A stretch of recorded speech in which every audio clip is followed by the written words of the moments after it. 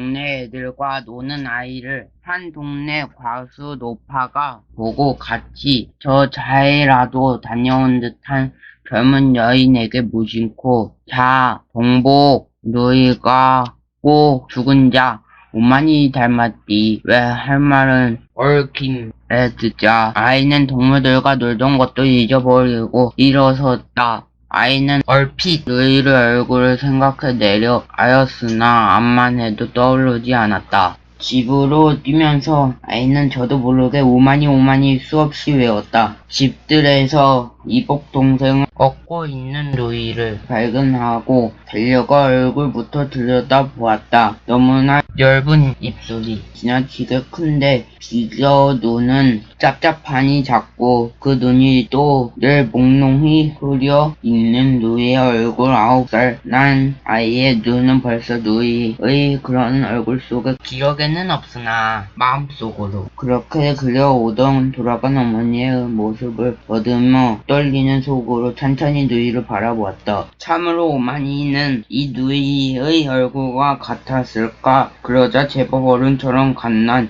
이복 동생을 얻고 있던 11살 자기 누이는 전에 없이 변하게 자기를 자세히 들여다보는 동복 남동생에게 마치 어머니다운 애정을 끌어올리기나 한 듯이 미소를 지어 보였을 때 아이는 누이의 지나치게 큰 이새로 드러난 검은 잇몸을 바라보며 누이에게서 돌아간 어머니의 그림자를 찾던 마음은 온전히 사라지고 어머니가 누이처럼 미워서는 안 된다고 머리를 옆으로 저었다. 우리 오마니는 지금 눈앞에 있는 누이로서의 흉내도 못 내겠으래. 무척 예뻐리라. 그냥 남동생이 귀엽다는 듯이 미소를 짓고 있는 누이에게 아이는 처음으로 눈을 흘기며 무서운 상을 해보였다. 미운 누이의 얼굴이 놀라 한층 밉게 찌그러질 만큼 생각다 못해. 종래 아이는 누이가 꼭 어머니 다고 한 동네 과수 노파를 찾아 자기 집에서 왼편 쪽으로 마주난 골목 막다른 집으로 갔다. 마침 노파는 새로 지은 저고리 동정에 인도질을 하고 있었다. 늘 남에게 삭바느질을 시켜 말쑥한 옷만 입고 다녀 동네에서 이름난 과수 노파가 제 손으로 인도질을 하다니 웬일일까. 그러나 아이를 보자 과수 노파는 아이보다도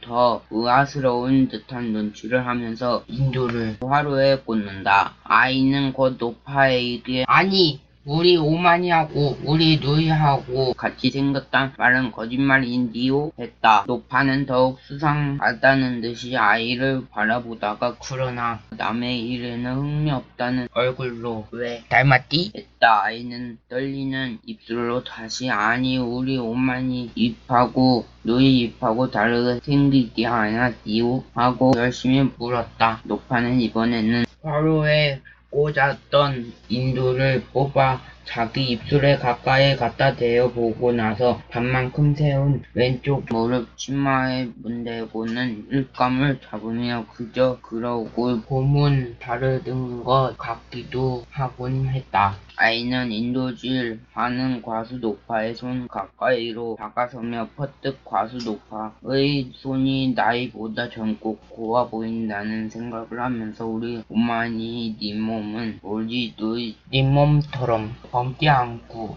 이뻤디요 했다. 과수 노파는 아이가 가까이 다가와 머뭇다는 듯이 갑자기 인도든 손으로 아이를 물러나라고 손짓하고 나서 한결같이 흥없이 그랜 했다. 그러나 아이만은 여기서 만족하여 과수 노파의 집을 나서 그 다름으로 자기 집까지 뛰어오면서 그러면 그렇지 우리 오마니가 누이처럼 미워서야 될 말이냐고 속으로 수없이 되뇌었다. 안뜰에선 들어서자 누이가 안 보임을 다행으로 여기며 방 안으로 들어갔다.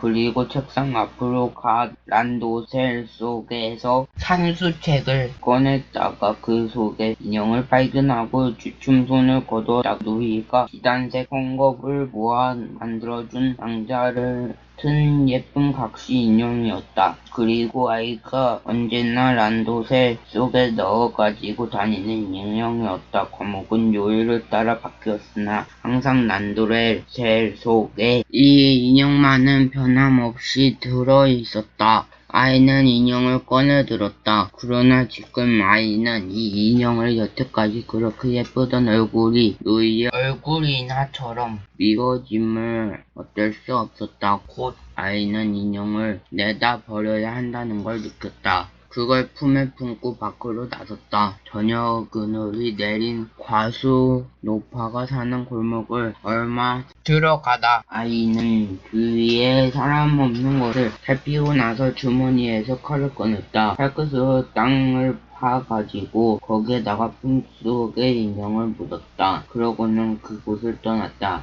인형인가 누이인가 분간 못할 서로 얽힌 손들이 매달리는 것 같음을 아이는 느꼈다. 그러나 아이는 어머니와 다른 그 손들을 쉽사리 뿌리칠 수 있었다. 골목을 다 나온 곳에서 달구지를 벗은 당나귀가 아이의 아랫도리를 찼다. 아이는 굴러 나가 동그라졌다. 분하다. 일어난 아이는 당나귀 고비를 쥐고 달구지 채로 해서 당나귀 등에 올라탔다. 당나귀가 제 꼬리를 물려는 듯이 돌다가 날뛰기 시작했다. 아이는 그럼 우리 오마니까 누이처럼 생겼단 말인가 하고 당나귀가 알아나 듣는 것처럼 소리 질렀다. 당나귀가 더 날뛰었다. 아이는 누이처럼 생겼단 말인가 하는 소리가 더 커갔다. 그러다가 벼랑간 뒤에서 누이의 대런하는 울음지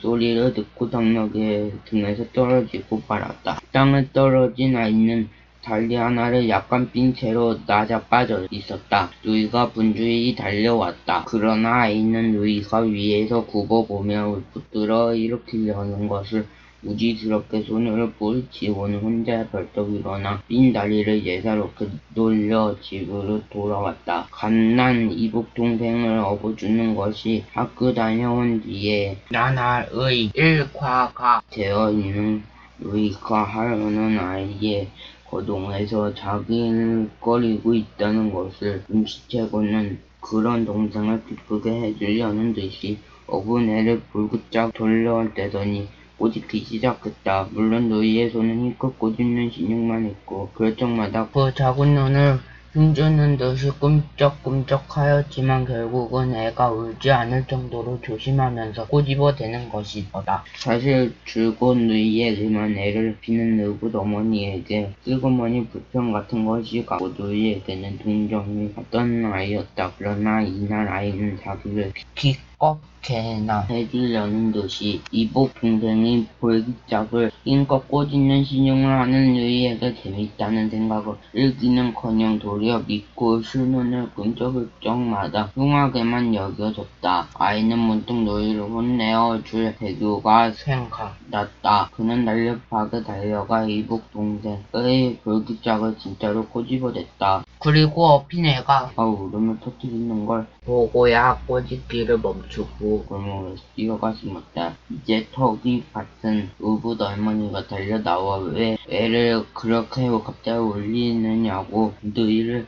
꾸짖으리라. 아이는 골목에서 몰래 의붓 어머니가 나오기만 기다렸다. 사실 곧 의붓 어머니가 나왔다.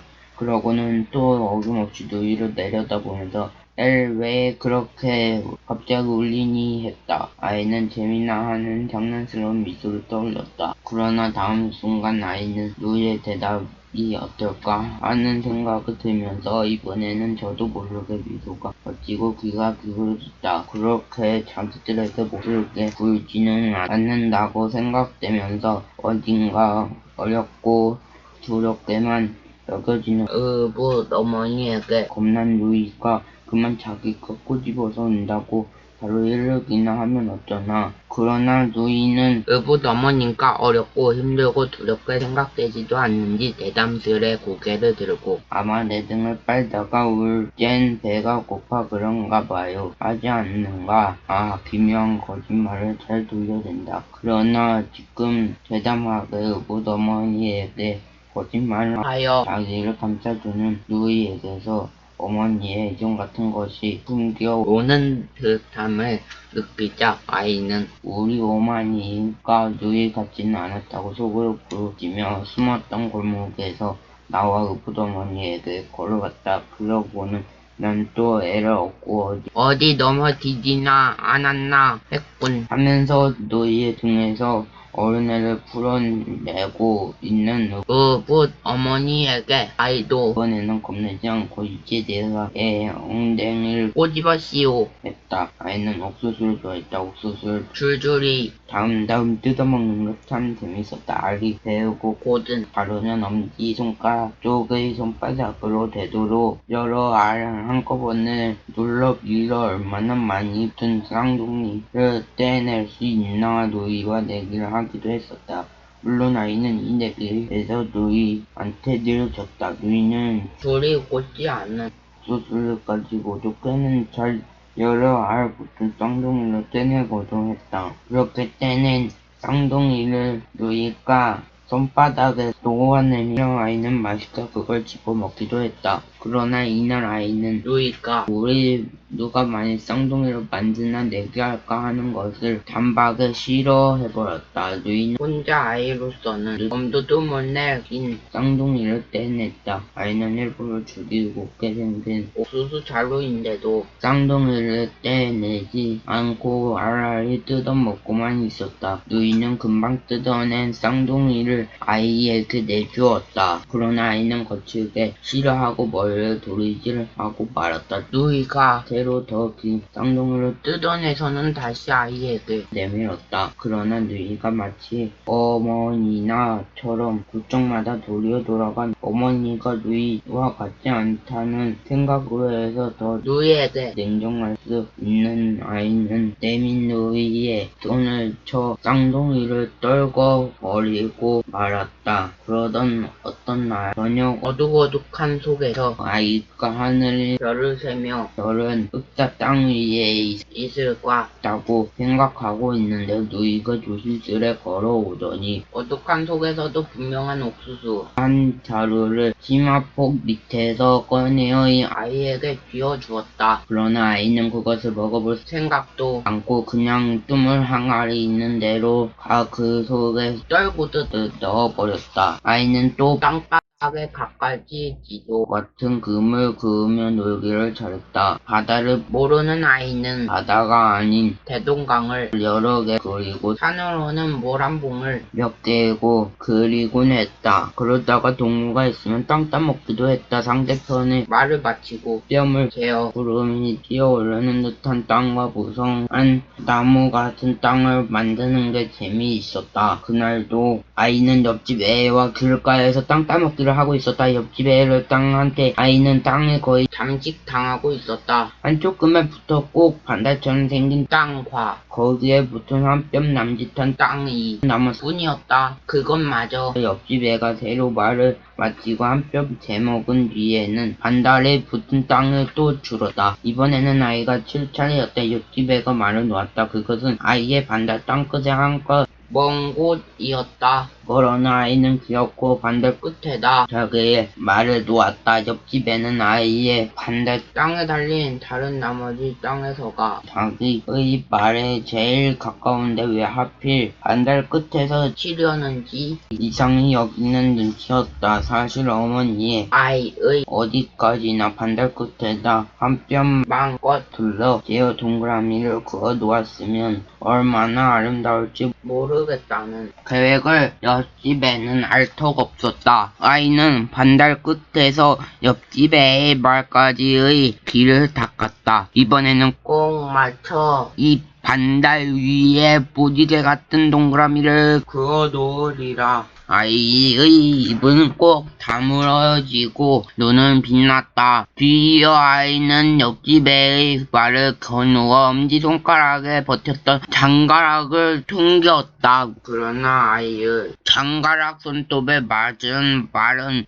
옆집 애의 말에서 꽤 먼 거리를 두고 빛이 나갔다. 옆집 애가 됐다는 듯이 곧 자기 말을 집어들며 아이가 아무리 먼 곳에 말을 놓더라도 대본에 맞춰버리겠다는 듯이의 미소를 떠올렸다. 그러면서 아이의 말 놓기를 기다리다가 그려지지도 않은 경계선을 작은 발이 말을 세워 그었다. 아이의 반달 끝이 이지러지게 그어졌다. 아이가 이건 왜 이렇게 하고 고함쳤다. 옆집 애는 곧 다시 고쳐 금을 그었다. 옆집 애는 아이가 자기의 땅을 줄게 그어서 그러는 줄로 알았는지 이번에는 반달의 등이 약간 살찌게 그어 놓았다. 아이는 그래도 그것도 아니야 했다. 그러는데 어느새 왔었는지 누이가 등 뒤에서 옆집 애의 말을 빼앗아서는 동생을 도와 반달의 배가 부르게 긁기 시작했다. 그러나 아이는 누이가 채 다 긁기도 전에 손바닥으로 막 쥐어버리면서 이건 더 아니야 이건 더 아니야 하고 소리 질렀다. 하루는 아이가 뜰 안에서 혼자 땅바닥에다 지도 같은 금을 그으며 놀고 있는데 바깥에서 누이가 뒷집 계집애와 싸우는 소리가 들려 마침 안의 어른들이 듣지 못하고 있는 것을 다행으로 열린 대문새로 내다보았다. 아이가 늘 이쁘다고 생각해오던 뒷집 계집애의 내민 역시 이쁜 얼굴에서 그래 안 맞았단 말이가 하는 말소리가 빠른 속도로 계속되는 대로 또 누이의 내민 밑에 찌그러진 얼굴에서는 안 맞지 않고 하는 소리가 같은 속도로 계속되고 있었다. 땅 따먹기 하다가 말이 맞았거니 안 맞았거니 해서 난 싸움이 분명했다. 어느 편이 하나 물러나는 법 없이 점점 더 다가들면서 내민 입으로 자기의 말소리를 좀 더 이악들해 빠르게 늘 하고 있는데 저쪽에서 뒷집 계집애의 남동생이 달려오더니 다짜고짜로 누이에게 흙을 뭉刻 뿌리는 것이 아닌가. 그러자 뒷집 계집애의 이쁜 얼굴이 더 내밀어지며 그래 안 맞았단 말인가 하는 소리가 더 날카롭게 빠르게 계속되는 한편 누이는 먼저 한 걸음 물러나며 안 맞지 않고 하는 소리도 떠져갔다. 뒷집 계집애의 남동생이 또 흙을 웅켜 뿌렸다. 뒷집 계집애의 남동생의 흙을 웅켜 뿌릴 적마다 이쪽 누이는 뒤꿈치 물러나며 말소리가 줄고 뒷집 계집애의 말소리는 더욱 잦아갔다. 그러자 아이는 저도 깨닫지 못하고 대문을 나서 그리로 걸었다. 아이를 보자 뒷집 계집애의 남동생이 우선 흙 뿌리기를 멈추고 다음에 뒷집 계집애가 다가오기를 멈추고 다음에 계집애의 말소리가 늦어지고 다음에 누이가 뒷걸음을 치던 걸음을 멈추었다. 그리고 누이는 뒷집 계집애의 남동생처럼 자기의 남동생도 역성을 들려오는 것으로만 안 모양이어서 차차 기운을 내어 다가나가며 한마디 않고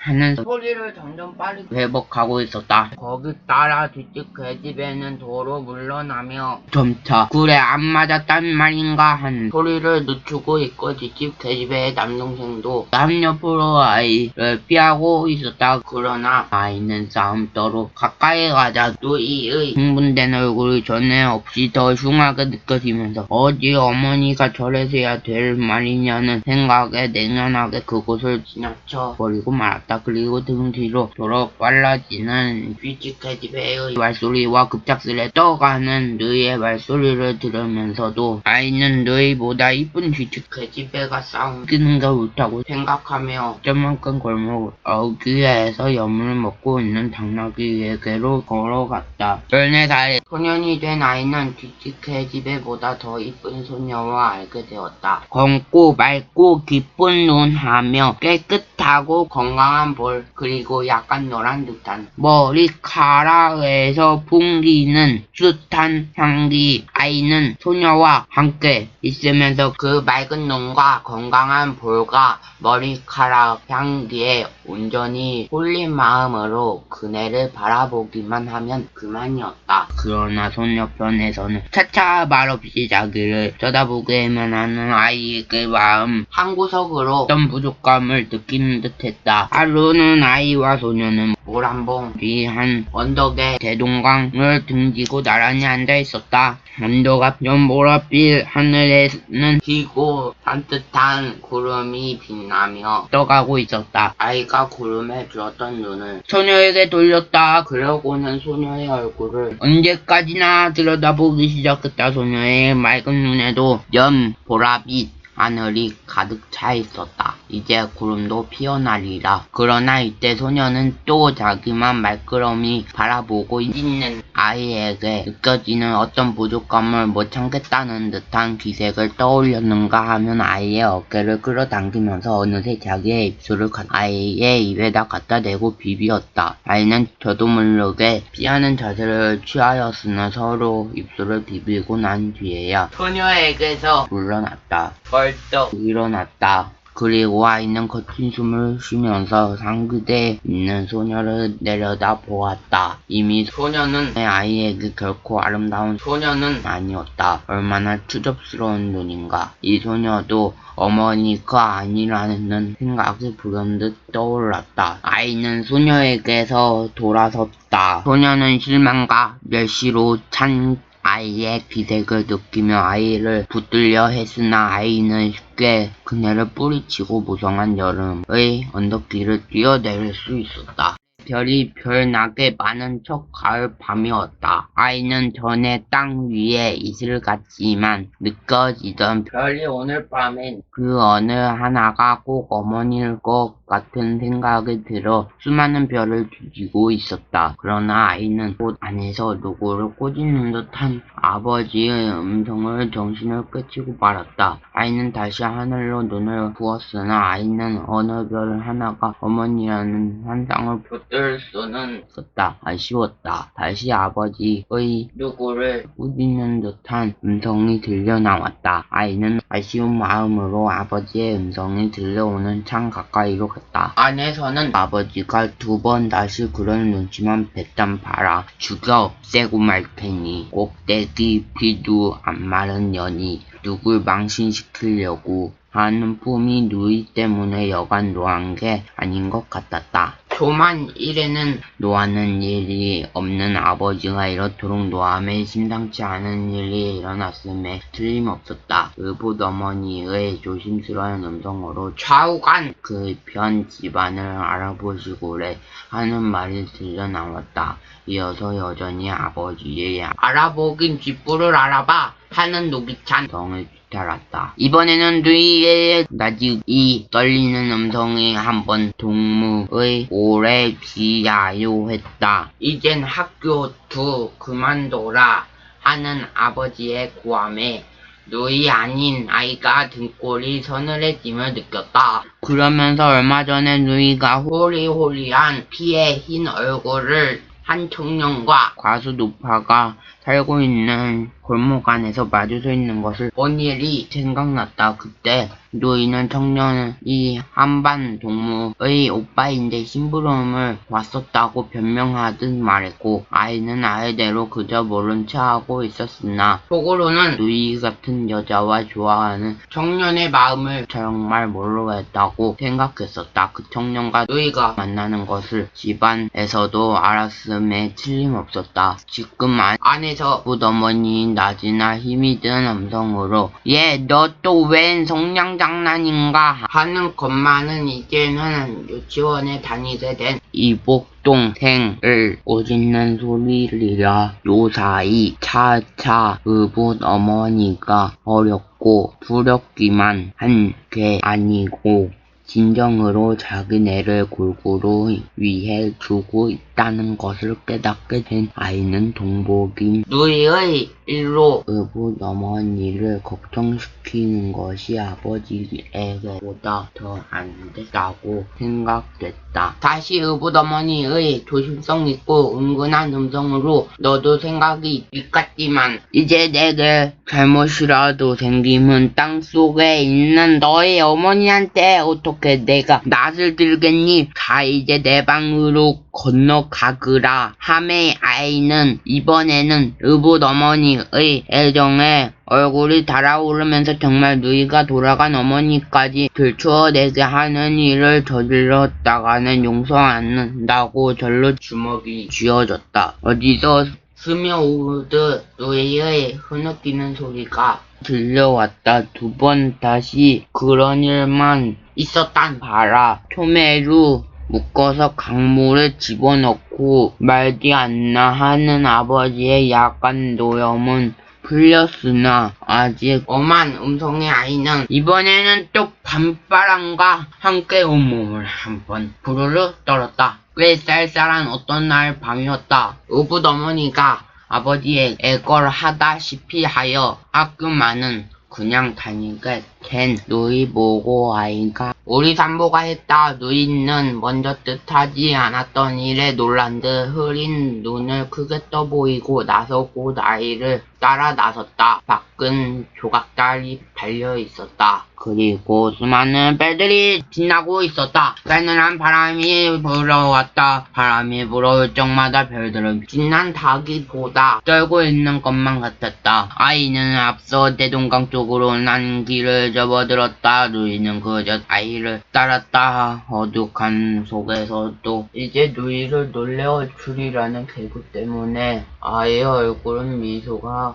떠올라 있었다. 강 쪽을 거슬러 오르니까 더 서늘었다. 전에 없이 남동생이 자기를 밖으로 이끌어낸 것을 의아하게 여기는 눈치로 그러나 즐거운 듯이 누이가 아이에게 춥지 않니? 했다. 아이는 거칠게 머리를 풀어줬다. 젖고 나서 어둠으로 해서 누이가 자기의 머리 저음을 분간치 못했으리라고 깨달았으나 이는 그냥 잠자코 말았다. 누이가 돌연 혼잣말처럼 사실 나 혼자였다면 벌써 죽고 말았어. 죽고 말지 않고 삶을 뭘 하노? 그래도 내가 있어 그렇지 둘이 있다 하나가 죽으면 남는 게 더 불쌍할 것 같아서 난 정말 그래 하며 바람 때문인지 약간 느끼는 듯 했다. 아이는 혹시 집에서 누이의 연애 사건을 알게 된 것이 자기가 아버지나 의붓 어머니에게 고자질한 것으로 잘못 알고 있지나 않나 하는 생각이 들자 누이를 쓸어안고 변명이나 할 듯이 왜 돌아섰다. 누이도 섰다. 그러나 아이는 계획에 온 일을 실현할 좋은 계기를 바로 붙잡았음을 기뻐하며 누이에게 춤에 벗어라 하고 마음을 쥐고 말았다. 뜻밖의 당하는 일로 잠시 어쩔 줄 모르고 섰다가 겨우 깨달은 듯이 누이는 어둠 속에서 조용히 저고리를 벗고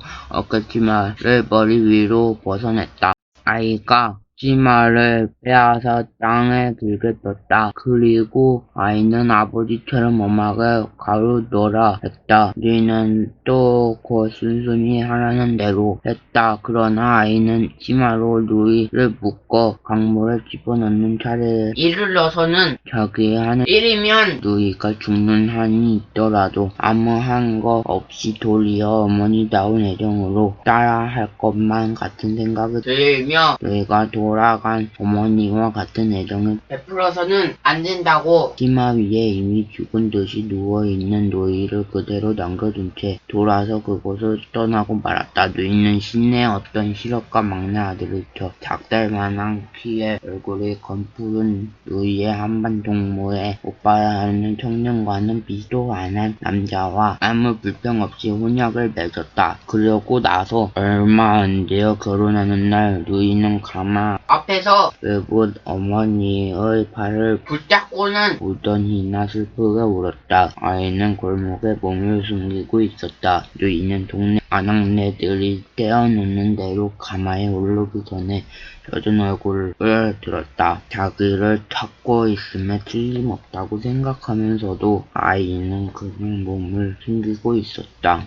그리고 누이가 시집간 지 또 얼마 안 되는 날 별나게 빨간 놀이 찐 날 저녁 때 아이네는 누이의 보고를 받았다. 아이는 누이의 얼굴을 생각해내려 했으나 도무지 떠오르지 않았다. 슬프지도 않았다. 그러다가 아이는 지난날 누이가 자기에게 만들어 주었던 뒤에 과수 노파가 사는 골목 안에 묻어버린 인형의 얼굴이 떠오를 듯함을 느꼈다. 아이는 골목으로 뛰어갔다. 거기서 아이는 인형을 묻었던 자리라고 생각해오는 곳을 손으로 봤다. 흙이 단단했다. 손가락을 세워 힘껏 파댔다. 없었다. 짐작되는 곳을 또 파보았으나 없었다. 벌써 썩어 흙과 분간치 못하게 된 지가 오래리라 도로 골목을 나오는데 전처럼 당나귀가 매어 있는 게 눈에 띄었다. 그러나 전처럼 당나귀가 아이를 차지는 않았다. 아이는 달구지체에 올라서지도 않고 전보다 쉽사리 당나귀 등에 올라탔다. 당나귀가 전처럼 제 꼬리를 물려는 듯이 돌다가 날뛰기 시작했다. 그리고 아이는 당나귀에게 나처럼 우리 누이를